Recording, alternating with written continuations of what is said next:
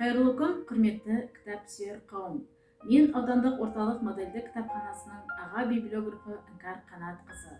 Сіздердің назарларыңызға Гоголь атындағы Қарағанды облыстық әмбебап ғылыми кітапханасы ұйымдастырған Ақселеу Сейдімбектің 80 жылдығына орай "Мен оқыдым, сіздерге оқуға кеңес беремін" атты буктрейлер байқауына қатысуды жөн санадым.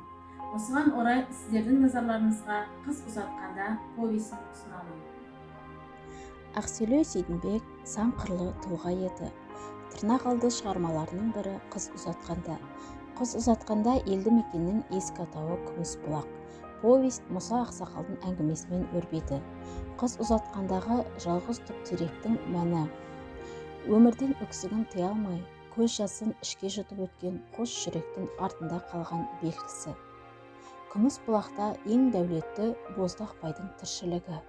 Боздақ байдың малын бағатын Абзал. Боздақ байдың Сахи деген ұлы мен Балым деген қызының іс-әрекеттері. Сахи есерсоқ, ақала, Балым жеңілтек. Әкесінің оң жағында отырып, арыстай бір ұл туып алады. Боздақ бай Алтыбай дейтін жуанымен төс тигізіп, Сахи ұлын Ақбілек деген қызымен айттырып қояды. Ақбілек зерделі қыз. Өзі өртенге өскен жауқазындай. Абзал мен Ақбілек бір-біріне ғашық болып сезімдерінің оянуы. Боздақ бай Абзалды тығырыққа тіреп, өзінің қызы Балымды ал дейді. Бір жағынан Боздақ бай, бір жағынан сүйгені Ақбілек.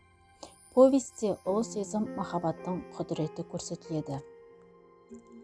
Екі ғашықтың бірге қашып үңгірде өмір сүруі.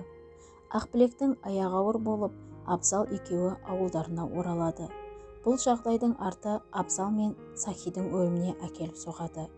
Аяғы ауыр Ақбілектің кейінгі өмірі қандай болмақ? Повестің басында жалғыз өскен теректің мәні қандай екен? Махаббат, ұлы сезім. Ақселеу Сейдімбек көшпелілер өркениетін адамзаттың өзіне түсіндіру үшін ойы қанағаттылығынан, қаламы ұшқырлығынан таймаған тұлға. Баршаңызға оқуға кеңес беремін.